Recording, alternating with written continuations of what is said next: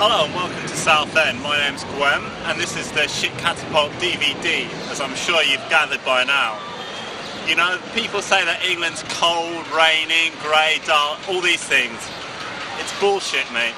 It's so hot here that I might even have to take off my jacket later. Anyway, I'm going to go and see my mate Colin and we're going to have a little chat.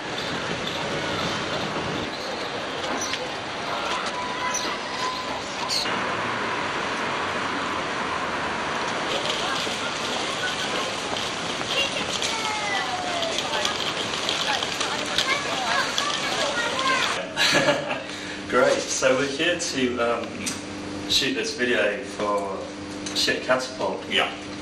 Could you tell me how you got involved with Shitkatapult in the first place? Well, I saw that one of my friends had released a track on the first or second Shitkatapult release. So I thought if they released my friend's stuff, then they must be, you know, quite a cool label.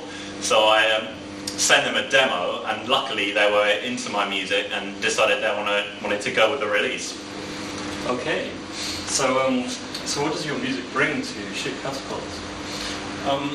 That's a difficult question because there's already so many styles on Shitkatapult. But I think what I bring to Shitkatapult is perhaps the UK sound, whatever that is, because there's already a lot of artists from Europe and so on the label. I love the dirt, and you know, it makes you feel like you're wearing a sweaty t-shirt, you know, and you're stinking a bit, and then that's the vibe that the music gives you. I like that. I mean, the last thing to say about Shitkatapult, you know, the ultimate thing is they really do have a really crazy name. I mean, that's true. They take your music, Yeah. you know, it's shitty, and they throw it out like a big catapult. And I mean, it says it all really. I mean, Shitkatapult's also slang for if you've had a few too many special brews, and then you go down an alley and revisit them, so to speak. The first time I met you, you were DJing old school rave at a small university town outside London. Yeah. So that's how you started out, is it? Well, yeah, I started playing the rave stuff, you know, a bit of drum and bass, you know, like Mickey Finn, DJ Hype, this kind of stuff. And also some kind of old school hardcore from Slipmat vibes, you know, this kind of sound. And that was first started me getting interested in music because I heard it and it was like, wow, you know, everything in one place. And because in those days I didn't really know about music production or making it sound decent, it sounded so gritty. And I love these beats and the kind of happy hands in the air feeling. And I just thought, well, you know, I want a piece of this action too. So I mean, I started to DJ first, Yeah. but it was just the first step to something else. Okay, so there's something else, is you obviously moving to make your own music. Well, that's right. I mean, I started just experimentally, just with some free software from the net. Oh yeah. And from there, it grew really. I mean, I started to buy some keyboards and things for sounds and so on. But the thing which really changed it all for me was, you know, I was always making rave music, right? Because that's what I'd always been listening to. That's the music I love. I didn't realise that there was all this other music going on. And of course, talking about heavy metal or hard rock, Yeah. Motorhead, Metallica, Black Sabbath, all these bands. And I listened to them one day, and it gave me this same kind of crackly feeling. And I thought, you know, if only I want to make music which is rock and you know, hardcore rave in one piece, you know. And then I got a flying V guitar and, well, kind of learned to play it somehow. And that's when I guess that's when I really started to think the music I was making was right, at least. But how I start making the song, I usually play around with some sounds or with some riffs, get something catchy going. So it's kind of starting with the melody.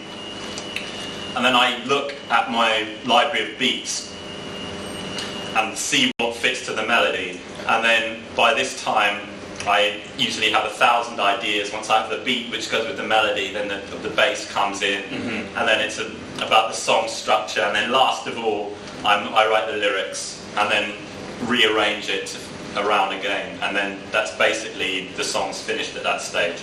And then I stick it on a CD and send it around to my mates, and change it maybe with some feedback. That Fuck You Management Wanker video. Yeah.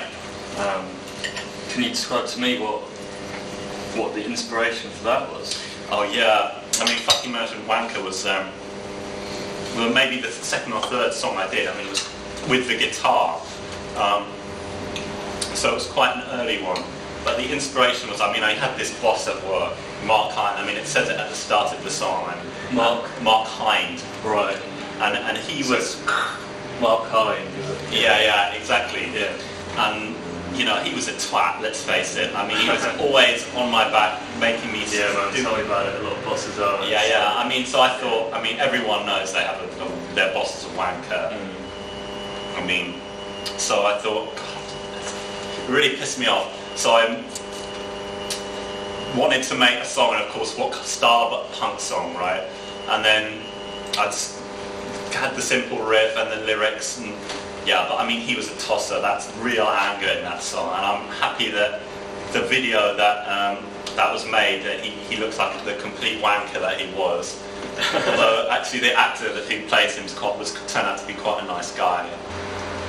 All right then. So when you're making your music, do you think about how it's going to look on stage? Man, I always think about how it looks on stage. Yeah. I mean, that's the most important thing. I mean, if it's a rock track or any track with lyrics, then I always consider the stage response when I'm performing it. So I try and put in, AC/DC, for instance, they work the dramatic moments into their song, and I always think about the audience reaction. When I'm making more instrumental stuff, it really goes back to the rave songs, because the arrangement of a rave song is quite disjoint and unpredictable, and I think that really works in a club. So I try and put that into whatever style I'm doing. Okay. So I mean, I'm considering it constantly, the live reaction, the club reaction when I'm composing. So it must be a real buzz to do live shows. Is that your perfect evening? I mean, doing a live show is the ultimate buzz, man. I mean, it's so fucking loud, right? And then you stand there with your guitar, and it surges through you. But although it's an absolute buzz, I think I like the quiet moments too. We're in a beautiful seaside town here, Southend. Southend, and we've got a very nice British meal. So it's been a good interview, Glenn. Thank you very much. It was nice to see you, Colin. Okay. Is this the bit where we go and ask people to say happy 50th release or something like that?